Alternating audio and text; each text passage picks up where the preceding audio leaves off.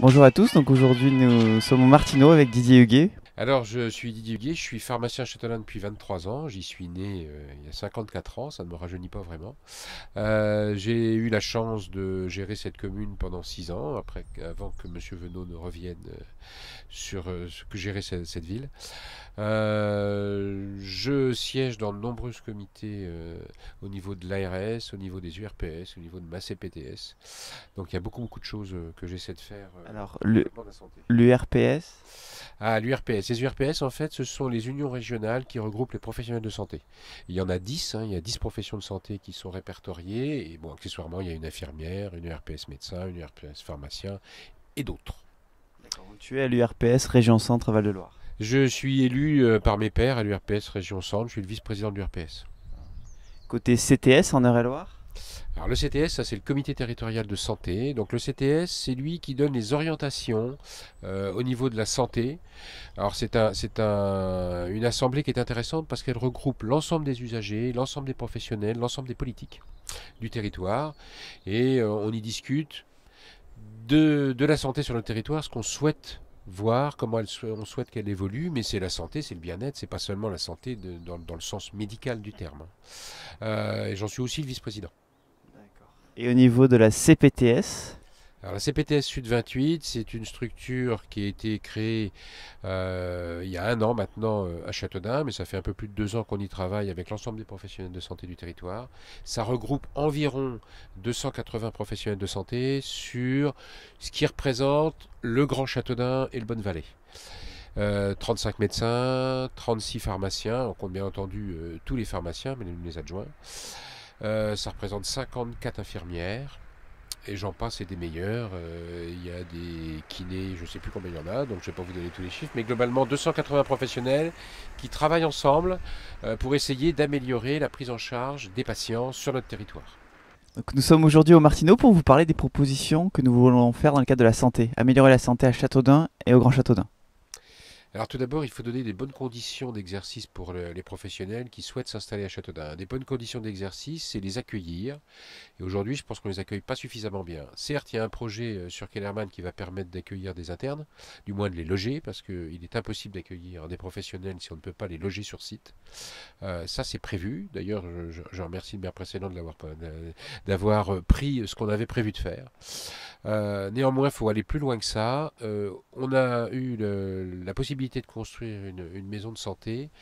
Elle est aujourd'hui malheureusement à l'étroit. On a 5 médecins généralistes à l'intérieur. Si on veut accueillir des nouveaux médecins généralistes, nous devons de faire des investissements en locaux. Sans locaux, il n'y aura pas de médecins nouveaux. Tout à fait, donc c'est pour ça qu'on veut créer aussi une SEM patrimoniale, une société d'économie mixte patrimoniale, pour développer des locaux dans le champ de la santé, pour nos commerces du centre-ville et pour bien sûr l'industrie et nos entreprises. Donc des locaux santé. Donc nous avons besoin de locaux pour les médecins généralistes, pour des spécialistes, des ophtalmos et autres. Et puis bien entendu, on a besoin aussi, et je pense que là pour le coup la mairie peut donner une aide, c'est comment fait-on pour améliorer cette relation que nous avons entre les médecins libéraux et le monde professionnel de la santé libérale et notre hôpital. Il y a aujourd'hui un certain nombre de choses qui sont dans les tuyaux pour effectivement que les relations entre la ville et l'hôpital s'améliorent, mais si on souhaite défendre notre hôpital, et je pense qu'on y est tous attachés, il faut que les politiques locales aille dans le sens de l'amélioration des services qui sont offerts au sein de notre hôpital.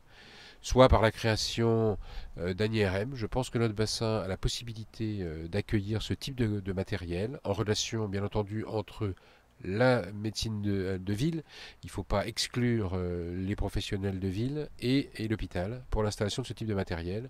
J'y ai longuement réfléchi parce que je siège au sein de certaines structures au niveau de l'ARS. Il y a possibilité sur notre bassin d'installer ce type de matériel qui permettra de relancer notre hôpital, sécuriser nos urgences.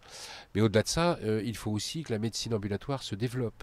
Et si on laisse notre directrice qui se bat pour que cette médecine puisse se développer toute seule, les élus locaux doivent pouvoir porter la bonne parole au sein de l'ARS, qui reste quand même le gestionnaire qui va décider de ce qui se fera sur Châteaudun. On doit défendre cette médecine ambulatoire, cette chirurgie ambulatoire au sein de notre hôpital.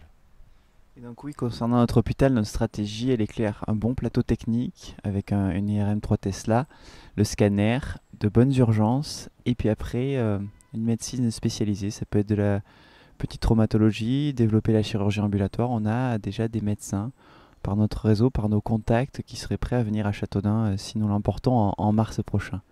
Autre point aussi, nous souhaitions mettre en place un service de promotion de la santé au niveau du Grand Châteaudun.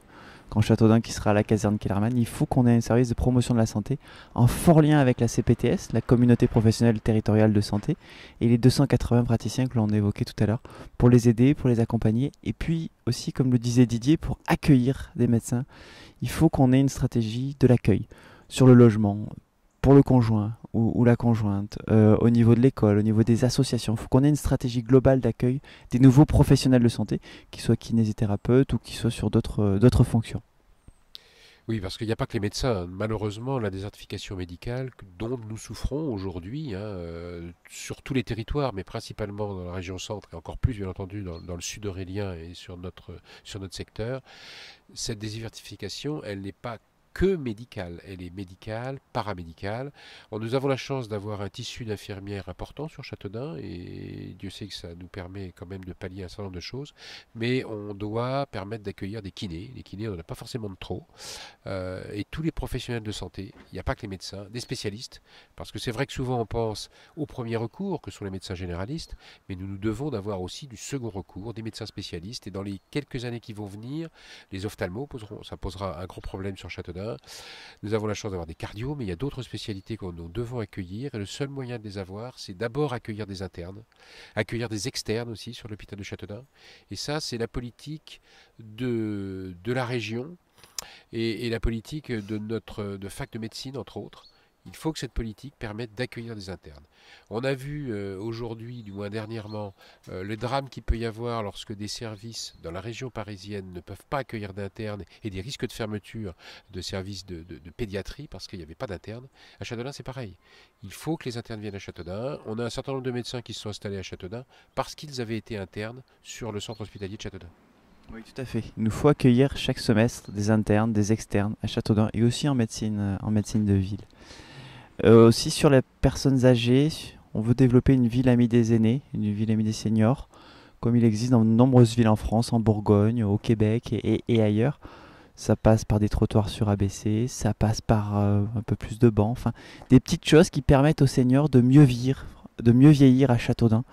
Peut-être aussi bâtir des maisons, des logements un peu plus de plein pied avec pas 3 marches d'escalier, pas 5 marches, pas 10 marches, mais moins de marches. C'est essentiel de ce point de vue-là, donc on veut faire une ville amie des aînés. Sinon on a une belle école d'infirmières aussi, on n'en a pas parlé, on a une très belle école d'infirmières avec une formation pour les infirmières, les aides-soignantes, donc qui est rue de la Madeleine et qui va basculer en septembre 2020 au niveau de Kellerman. Elle est reconnue, des élèves de Bretagne, de Marseille qui viennent. Et il y a un très bon taux de réussite. Et donc c'est très important parce que côté paramédical, on a des forces en présence, mais il faut encore le développer et le consolider. Donc merci à tous. Vous voyez, on a des actions volontaristes dans le domaine de la santé.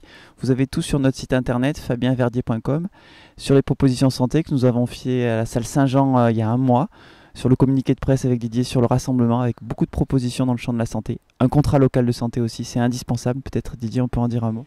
Ah oui, c'est indispensable. C'est même vraiment dommage qu'on n'ait toujours pas de CLS. Il y a une étude qui a été faite par un organisme qui a étudié un petit peu quels étaient les besoins de notre territoire. Les professionnels de santé auraient dû être interrogés et malheureusement, ce n'a pas été le cas. Ça a été fait il y a plus de 3 ans, lors de la création de la Comcom du Grand Châteaudun. Et puis, rien. Tous les territoires se dotent d'un CLS. Le CLS, en fait, c'est la vision politique de la stratégie pour pouvoir avoir une meilleure prise en charge des besoins en santé. Alors la santé, ce n'est pas seulement la partie médicale, c'est vraiment toute la santé. Et on doit être à l'écoute de la population et des besoins de la population. Il est bien dommage que ce CLS n'existe pas.